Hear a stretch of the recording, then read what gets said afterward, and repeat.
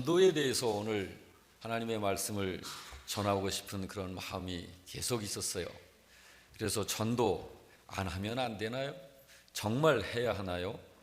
자, 이 물음을 저 자신에게 묻기 시작을 하면서 하나님의 말씀 속에서 하나님이 주신 성경을 통해서 이 문제를 다뤄보고자 합니다.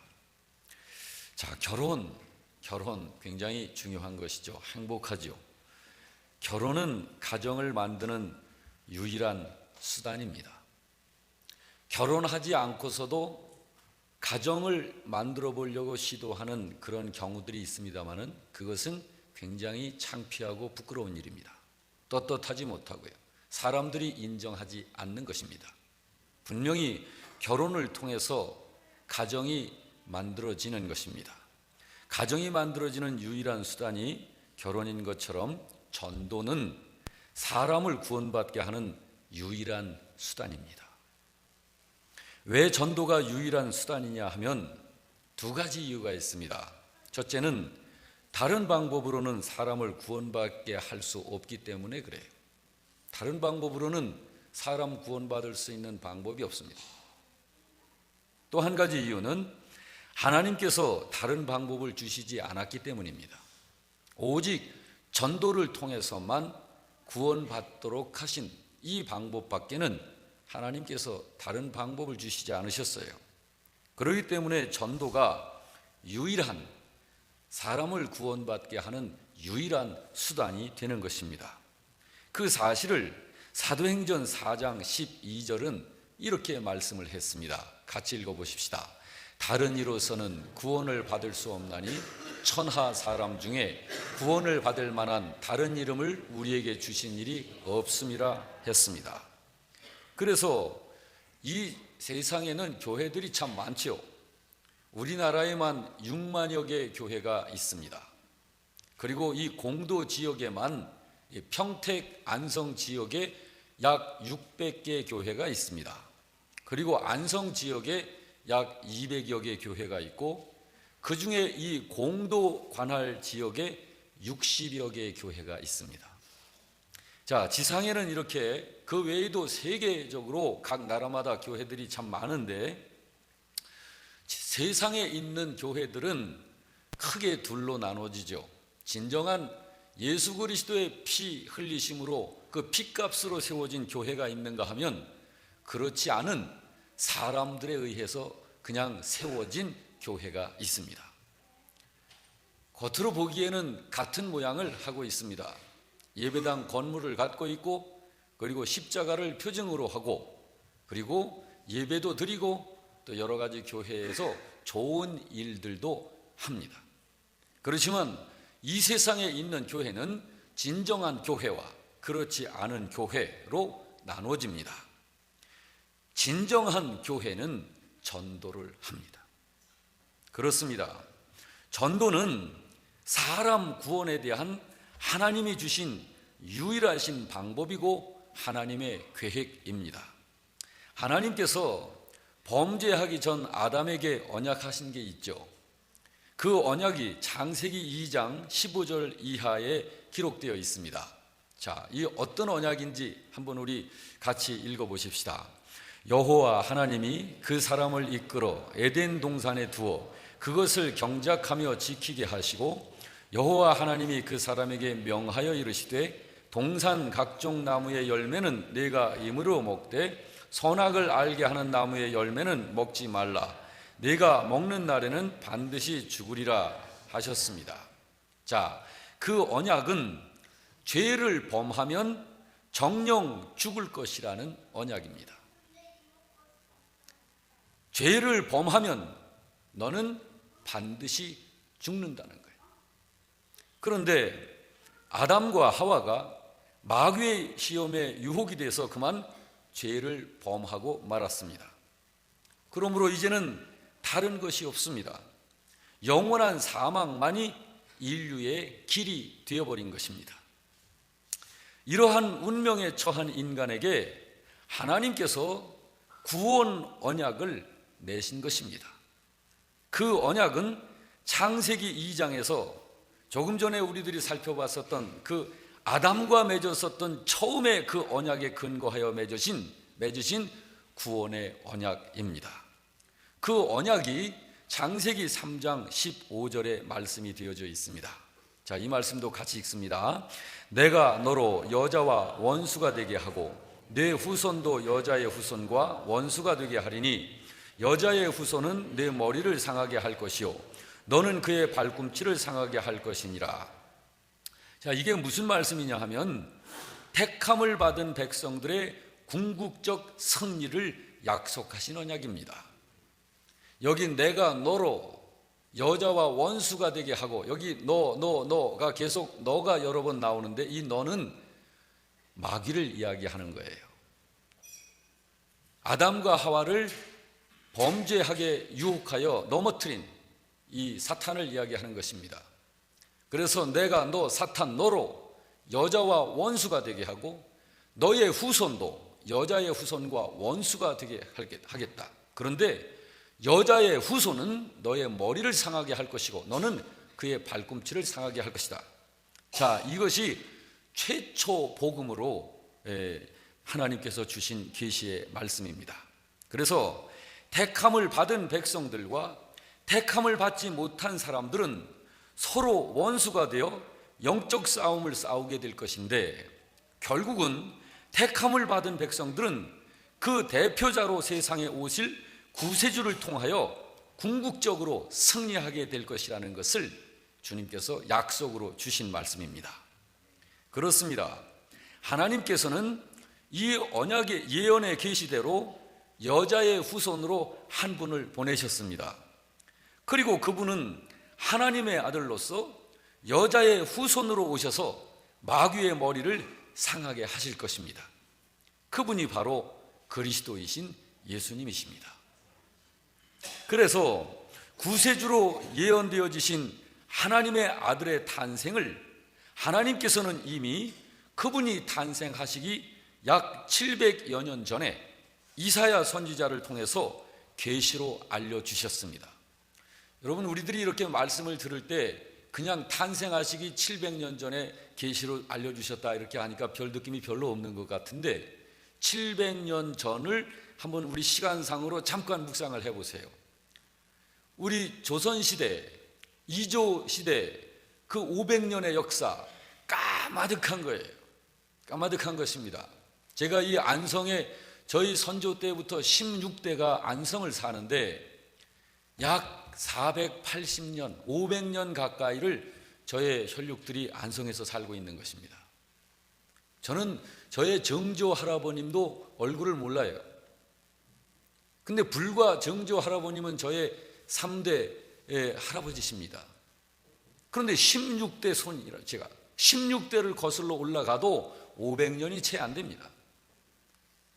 이게 보통 세월이 아니에요. 예수님께서 구세주로 이 세상을 구원하실 그분께서 이 땅에 오실 700여 년 전에 하나님께서 메시아를 보내실 것을 이사야 선지자를 통해서 계시를 통해 미리 알려주시고 일러주신 거예요. 그 계시가 바로 이사야 7장 14절의 내용입니다. 이 말씀도 같이 읽습니다. 시작. 주께서 친히 징조를 너희에게 주실 것이라. 보라, 처녀가 잉태하여 아들을 낳을 것이요 그의 이름을 임마누엘이라 하리라 하신 내용입니다. 그리고 이 예언의 성취가, 자, 이 예언은 예수님 탄생하시기 700여 년 전에 예언하신 그 예언이에요. 근데 그것이 성취되어진 것이 마태복음 1장이 그것을 증거하고 있는 것이에요.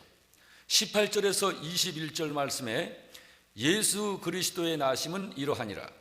그의 어머니 마리아가 요셉과 약혼하고 동거하기 전에 성령으로 잉태된 것이 나타났더니 그의 남편 요셉은 의로운 사람이라 그를 드러내지 아니하고 가만히 끊고자 하여 이 일을 생각할 적에 주의 사자가 현몽하여 이르되 다윗의 자손 요셉아, 너의 아내 마리아 데려오기를 무서워하지 말라.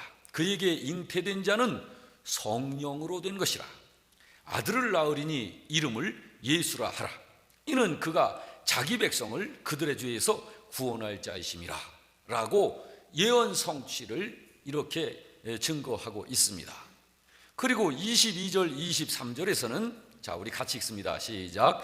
이 모든 일이 된 것은 주께서 선지자로 하신 말씀을 이루려 하심이니 이르시되 보라 처녀가 잉태하여 아들을 낳을 것이요 그의 이름은 임마누엘이라 하리라 하셨으니 이를 번역한즉 하나님이 우리와 함께 계시다 함이라.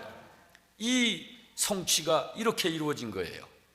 그러면서 마태복음 1장 24, 25절에서는 요셉이 잠에서 깨어 일어나 주의 사자의 분부대로 행하여 그의 아내를 데려왔으나 아들을 낳기까지 동침하지 아니하였다. 그리고 아들을 낳음에 이름을 예수라 지었다라고 증거하고 있는 것입니다. 예수님의 탄생은 그렇게 된 거예요.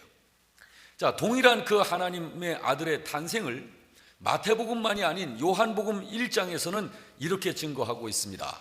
요한복음 1장 1절 다 같이 태초에 말씀이 계시니라 이 말씀이 하나님과 함께 계셨으니 이 말씀은 곧 하나님이시니라. 14절도 있습니다. 말씀이 육신이 되어 우리 가운데 거하심에 우리가 그의 영광을 보니 아버지의 독생자이시더라 라고 요한복음은 증거하고 있습니다. 마태복음에서처럼 요한복음에서도 동일하게 이것을 증거하고 있습니다. 그렇기 때문에 구원을 받을 다른 방법도 없고 다른 길이 없는 거예요. 하나님께서 사람을 구원받도록 하기 위해서 내신 길이 이 길 외에는 없는 거예요. 오직 하나님께서 내신 유일한 구원의 길이신 그리스도이신 예수님을 전하여 예수님을 믿게 하는 방법 외에는 구원을 받게 할 다른 방법이 없는 거예요. 하나님께서 다른 방법을 안 주셨어요. 그리고 다른 방법으로는 구원 받을 수도 없는 것이고요. 바로 그것이 전도를 수단으로 해서 예수님을 전하는 것이에요. 그러므로 전도라는 이 방법으로 하지 아니하고서는 우리 이웃에 있는 사람들, 우리들이 사랑하고 아끼고 정말 우리들과 매일 얼굴을 같이 하면서 살아가는 우리 이웃들을 구원받게 할 수 있는 다른 길이 없는 것이에요. 이 사실에 대해서 구세주이신 예수님께서 친히 하신 말씀도 있습니다. 그것이 오늘 본문 속에 부자와 거지 나사로의 비유의 말씀인데 누가복음 16장 오늘 본문 27절에서 31절 말씀을 보게 되면 이렇게 말씀되어져 있습니다. 이르되 그러면 아버지여 구하노니 나사로를 내 아버지의 집에 보내소서. 내 형제 5이 있으니 그들에게 증언하게 하여 그들로 이 고통받는 곳에 오지 않게 하소서. 아브라함이 이르되 그들에게 모세와 선지자들이 있으니 그들에게 들을지니라. 자, 이 말씀이 무슨 말씀이냐면 부자와 나사로가 우리들처럼 이 세상을 이렇게 살다가 부자도 세상을 떠났고 나사로도 세상을 떠났습니다. 부자는 하나님을 인정하지 않고 믿음 없이 세상을 살다가 세상의 향락과 쾌락과 재물과 모든 물질적인 육신적인 이런 것으로 한 생애를 살다가 마친 사람이에요. 그러나 비록 가난하지만 거지처럼 참 곤고하게 살기는 했습니다마는 이 거지로 살았었던 나사로는 믿음 생활을 하면서 하나님을 섬기면서 살았던 그런 사람입니다. 근데 이 사람들이 다 죽은 거예요. 세상을 떠난 거예요. 자, 그러면서 이 세상에 있을 때에 구원을 받지 못하고 살다가 세상을 떠난 한 부자가 지옥의 고통을 당하면서 주님으로 상징된 아버지 아브라함에게 당부를 하는 내용이 바로 지금 방금 우리가 읽은 이 내용인 것입니다. 그때 자기는 깨닫지를 못해서 이 음부에 떨어졌는데 하나님을 거부하고 부인하고 살다가 이 지옥에 떨어졌는데 이제라도 아직 세상에 살고 있는 나의 형제들만큼은 이 음부에 오지 않도록 해달라는 부탁을 하고 있는 거예요. 그때 주님께서 그에게 분명히 하신 말씀이 있습니다. 그들에게 모세와 선지자들이 있으니 그들에게 들을지니라. 이것이 주님의 답변입니다. 자, 무슨 말입니까? 전도하는 자들로부터 전도를 통해서 주님을 영접하지 아니하고서는 구원받을 수 있는 다른 길이 없다는 얘기예요. 그런 말씀입니다. 그렇습니다. 하나님께서는 구원의 복음을 모세와 같은 선지자들을 통해서 세상에 알리셨는데, 세상에 전파된 그 복음을 듣고서 회개하여 믿지 않고서는 구원받을 수 없음을 선포하신 거예요. 할렐루야. 자, 그렇지만 이제 보세요. 지옥에 들어간 그 부자가 이제 아브라함 아버지이신 하나님께서 그렇게 이야기를 하니까 이 부자가 지옥에서 반박을 해요. 그러면서 이런 말을 합니다. 무슨 말을 하냐면 30절 다 같이 읽습니다. 이르되 그렇지 아니하니이다. 아버지 아브라함이여, 만일 죽은 자에게서 그들에게 가는 자가 있으면 회개할 것입니다 라고 반박을 합니다. 그러자 주님이 다시 한번 분명히 반복해서 선언하십니다. 그것이 31절이에요. 다 같이 시작. 이르되 모세와 선지자들에게 듣지 아니하면 비록 죽은 자 가운데서 살아나는 자가 있을지라도 고난을 받지 아니하리라 하셨습니다. 그렇습니다. 전도가 아닌 다른 방식으로는 그 어느 누구도 절대로 구원에 들어올 수 없어요. 그러므로 우리가 전도하기를 결심을 하는 것이고, 그리고 전도에 순종하여 실제로 우리가 전도를 하는 거예요. 여러분, 하나님의 뜻이 무엇입니까? 교회가, 신자들이 순종하여 전도하는 것이 하나님의 뜻이에요. 그게 하나님의 뜻이에요. 그 사실을 성경은 이렇게 증거한 것이에요. 고린도전서 1장 21절에 같이 읽습니다. 하나님의 지혜에 있어서는 이 세상이 자기 지혜로 하나님을 알지 못하므로 하나님께서 전도에 미련한 것으로 믿는 자들을 구원하시기를 기뻐하셨도다 라고 하신 거예요. 자, 이 말씀은 좀 해석이 필요한데, 자, 하나님의 지혜에 있어서는 하나님은 완전자이십니다. 모르시는 것이 없는 전지하신 분이십니다. 못하시는 것이 없으신 전능자이십니다. 영원자이시고요.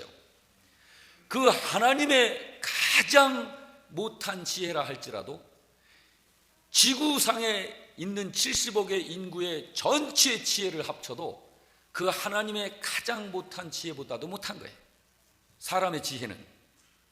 자, 하나님께서 전도를 통해서 사람을 구원하실 이 지혜를 내셨는데, 자, 이것에 대해서 말씀하신 거예요. 세상은 이 세상을 살고 있는 우리 인생들을 말하는 거예요. 인생들이 자기들의 지혜로는 하나님을 알지 못하기 때문에 하나님께서 전도를 통해서 하나님을 알고 구원받도록 하시는 이 방법을 내신 것이다. 그런 말씀입니다. 이 말씀이. 믿으시기 바랍니다. 네. 자, 그러면 성경에 있는 구원받은 진정한 성도들은 모두가 전도하는 삶을 살았단 말인가? 자, 저는 구원받은 사람입니다. 여러분도 구원받으신 분들이신 줄로 저는 그렇게 알고 있습니다. 자, 여러분과 저처럼 진정한 믿음을 가지고 구원받은 사람들은 전도하는 삶을 살았단 말인가? 자, 이제 우리의 이 믿음의 선배들을 한번 살펴보고자 하는 거예요. 거기에 대한 답은 당연합니다. 그렇고 말고요. 그렇습니다. 자, 우선 예수님 전도하셨을까요? 하나님의 아들이니까 그분은 전도시키기만 하고 안 해도 되지 않을까요? 자, 이분을 살펴보자고요. 예수님. 또 한 분, 아버지이신 하나님, 그분은 어떠셨을까요? 하나님이니까 너희들 전도해 하고 명령만 내리고 당신은 전도 안 하셨을까요? 또 성령님은 어떠하실까요? 또 예수님의 제자들은 어땠을까요? 또 우리의 믿음의 선배들은 또 어땠을까요? 성경을 통해서 보면 예수님도 전도하셨습니다. 성부 하나님께서도 전도하셨습니다. 성령님도 전도하십니다. 우리 예수님의 12 제자들도 전도하는 생애를 살았습니다. 그 외에 우리 믿음의 선배들도 진정 참된 믿음을 가지고 있는 하나님의 자녀가 된 사람들은 모두 전도하면서 살았습니다. 그러므로 당연히 오늘 우리 구원받은 성도들도 전도하는 삶을 사는 것이 맞는 거예요. 자, 그렇습니다. 이 세상에서의 예수님의 삶, 한마디로 이야기하자면 전도의 삶을 사신 분이세요. 누가복음 4장 43절 이하에는 그 사실을 이렇게 증거하고 있습니다. 다 같이 읽습니다. 예수께서 이르시되 내가 다른 동네들에서도 하나님 나라의 복음을 전해야 하리니 나는 이 일을 위해 보내심을 받았노라 하시고 갈릴리 여러 회당에서 전도하시더라. 자, 예수님이 뭐 하신다고요? 예수님이 당신은 하나님의 아들이니까 전도를 시키기만 하고 안 하시는 그런 분이 아니라 예수님의 생애에 가장 큰 주님의 관심은 전도예요. 왜냐하면 전도를 수단으로 해서 사람 살려내는 일이 그 일이니까요. 구세주이신 예수님께서 하신 일이 전도입니다. 자, 그러면 성부 하나님은요? 아버지이신 하나님은 그분은 사람이 아니신데, 인생이 아니신데 그분도 전도하셨을까요? 역시 성경에서는 이렇게 증거하고 있습니다. 디도서 1장 3절을 같이 읽습니다. 시작. 자기 때에 자기의 말씀을 전도로 나타내셨다고 성경은 증거하고 있습니다. 여기 자기가 누굴까요? 그리고 자기의 말씀을 그랬는데 이 자기가 누굴까요? 하나님이십니다. 하나님께서 당신이 계획하심을 따라서 계획하신 대로 그 때가 되었을 때 자기의 말씀을 세상에 선포하시고 계시로 내려주실 적에 말씀을 전도로 나타내셨다. 전도로. 뿐만 아니라 요한복음 6장 44절 45절은 이렇게 증거하고 있습니다. 또 역시 같이 읽습니다. 나를 보내신 아버지께서 이끌지 아니하시면 아무도 내게 올 수 없으니 오는 그를 내가 마지막 날에 다시 살리리라. 선지자의 글에 그들이 다 하나님의 가르치심을 받으리라 기록되었은즉 아버지께 듣고 배운 사람마다 내게로 오느니라 라고 말씀을 하시면서 하나님께서도 전도하시고 계심을 성경은 이야기하고 있습니다.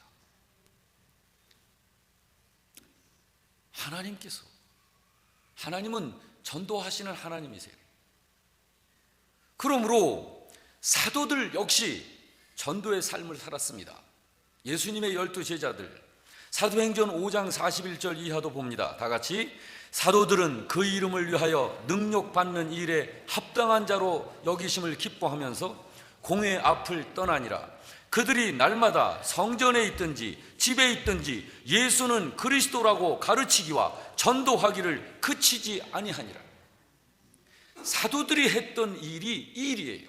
전도하는 일입니다. 예수님께서 12제자를 부르신 이유가 내가 너희를 사람 낚는 어부가 되게 하리라. 그것이 이유예요. 예수님의 제자들은 전도가 목적이에요. 이 세상에서 사람이 할 수 있는 일 중에 전도처럼 위대한 일이 없습니다. 전도는 사람을 살려내는 일입니다. 여러분, 사도들의 전도에 대한 열정이 굉장했습니다. 어느 정도냐면은 사도행전 4장 18절에서 20절 말씀 이하에 아주 그것을 충분히 알 수 있도록 기록해 놓고 있습니다. 이 말씀도 같이 읽어보십시다. 여러분과 제가 이런 심정을 갖고 싶은 그런 사모하는 마음을 가지고 믿음으로 읽자고요. 시작. 그들을 불러 경고하여 도무지 예수의 이름으로 말하지도 말고 가르치지도 말라 하니 베드로와 요한이 대답하여 이르되 하나님 앞에서 너희의 말을 듣는 것이 하나님의 말씀을 듣는 것보다 옳은가 판단하라. 우리는 보고 들은 것을 말하지 아니할 수 없다라고 말합니다. 지금 이 사도들이 나가서 어느 곳을 가든지 복음을 전하는 거예요. 전도하는 거예요. 그런데 세상의 권력자들이 이들이 하는 이 일을 정말 보질 못하는 거예요. 그래서 붙잡아다가 협박을 하는 거예요. 절대 예수 전하지 말아라.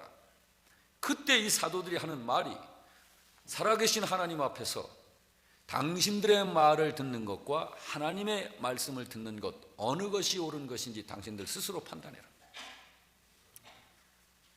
그러면서 사도행전 5장 42절 말씀에 보면 날마다 성전에 있든지 집에 있든지 예수는 그리스도라고 가르치기와 전도하기를 그치지 아니했다. 사도들이 이 말씀을 준비하면서 제 가슴이 막 뜨거워지는 거예요. 뜨거워지는 거예요. 여러분, 혹시 구약 시대에 너무너무나 우리들이 잘 알고 있는 다윗의 아들, 유명한 아들이 있죠. 이름이 뭔가요? 솔로몬입니다. 유다 왕국의 3대 왕을 지낸 솔로몬의 별명이 뭘까요? 솔로몬의 별명 지혜자? 틀린 건 아닙니다. 맞습니다. 그런데 성경에 솔로몬의 별명을 이름처럼 사용했어요. 전도서 1장 1절 12절입니다. 다 같이 시작. 다윗의 아들 예루살렘 왕 전도자의 말씀이라. 나 전도자는 예루살렘에서 이스라엘 왕이 되었다. 솔로몬은 자기 자신이 어떻게 불리워지기를 원했냐면 전도자로 불리워지기를 원한 거예요. 그리고 실제로 솔로몬은 전도자로 살았습니다. 또 신약의 빌립, 여러분 잘 아시죠? 빌립의 별명은 뭘까요? 역시 빌립도 전도자라는 별명을 갖고 있습니다. 사도행전 21장 8절 말씀도 같이 봅니다. 시작. 이튿날 떠나 가이사랴에 이르러 7 집사 중 하나인 전도자 빌립의 집에 들어가서 머물렀다. 빌립입니다. 빌립도 전도자예요. 저는 바랍니다. 저도 목사로 불리워지는 신분을 갖고 있습니다만은 저도 전도자라는 별명으로 불리워지고 싶습니다. 여러분들도 전도자라는 별명으로 불리워지시길 주의 이름으로 축원합니다. 자, 이제 한 단계 좀 더 나가십시다. 전도는 무엇을 전하는 것일까? 도를 전한다 해서 전도예요. 그러니까 무엇을 전하는 것인가? 이 부분에 대해서는 여러분 이미 우리가 잘 알고 있죠. 예수님 전하는 거 맞습니다. 구원을 말하는 거 맞습니다. 교회 나오라고 말하는 거, 그것도 틀린 것은 아닙니다. 그런데 성경에서는 이 부분에 대해서 명확하게 이렇게 말씀을 해요. 누가복음 4장 43절에 보면 우리 같이 읽습니다. 예수께서 시작. 예수께서 이르시되 내가 다른 동네들에서도 하나님 나라의 복음을 전해야 하리니 라고 말씀합니다. 자, 전도는 하나님 나라의 복음을 전하는 것이에요. 전도하는 것이에요. 그러면 하나님 나라의 복음은 또 뭘까? 하나님 나라의 복음은 뭘까? 그래서 예수님에게로부터 이 교훈을 받은 12 제자들이 나가서 어떻게 말을 했는가, 그거를 연구하고 살펴보면 우리가 그걸 알 수 있어요. 예수님의 12 제자들은 하나님 나라의 복음을 말하라고 하는 명을 받고 나가서 전하는데, 사도행전 16장 31절에 보니까 이르되 주 예수를 믿으라. 그리하면 너와 네 집이 구원을 받으리라. 이것을 말씀한 거예요. 이것이 복음입니다. 믿으시면 아멘 하시기 바랍니다. 주 예수님은 우리의 주님이십니다. 주님이신 그분을 믿으면 구원을 얻게 됩니다. 이것이 복음이에요. 그렇습니다. 복음은 누구든지 주님이신 예수님을 믿으면 모든 죄를 용서받아 구원을 받게 된다는 바로 이것이 복음입니다. 바로 이 소식을 우리의 가족, 이웃, 일가, 친척들에게 우리들이 전하고자 하는 거예요. 이 소식이 세상에서 가장 기쁜 소식이고 가장 중요한 소식입니다. 믿으시면 아멘 하시기 바랍니다. 자, 이제 오늘 전할 말씀은 90%는 다 전했는데요, 하나 더 이렇게 생각을 해보십시다. 전도, 그러면 교회가 전도 앞에 두 현상이 나타납니다. 전도가 재미있어서 신나게 전도하시는 신자들, 자, 그런 분들이 우리 교회도 참 많이 계셔요. 또 전도 그러면 두려워서 도망가는 신자. 자, 이 두 현상이 교회 안에 있습니다. 여러분은 어떤 현상을 나타내고 있으신가요? 자, 궁금한 것은 성경 안에 있는 우리 믿음의 선배들은 전도하는 것을 신나고 재미있어 했을까? 아니면 부담스럽지만 어금니 꽉 물고 그래도 순종하여 해낸 것일까? 어떤 것일까 하는 거예요. 여러분은 이 부분에 대해서 어떻게 생각하십니까? 저는 이 부분에 대해서 성경에서 찾아보려고 애를 썼어요. 로마서 1장 16절을 보니까 사도 바울의 고백이 나타나는데 이렇게 고백하고 있습니다. 같이 읽습니다.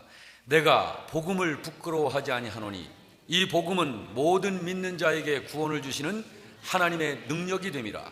먼저는 유대인에게요 그리고 헬라인에게로다 라고 고백했습니다. 내가 복음을 부끄러워하지 않는다. 이거는 무슨 말인가요? 복음은 나에게 자랑이다 그 말이에요. 나는 나의 자랑이 되는 이 복음을 기뻐서 즐거워서 아직 복음을 받지 못한 사람들에게 말해준다는 거예요. 여러분, 복음은 자랑스러운 것입니다. 복음은 좋은 소식입니다. 복음은 복받게 하는 소식입니다. 그래서 사도 바울께서는 고백하기를 로마서 9장 3절에 나의 형제 곧 골육의 친척을 위하여 내 자신이 저주를 받아 그리스도에게서 끊어질지라도 나는 이것을 원한다. 여러분, 사도 바울은 마지못해 전도했을까요?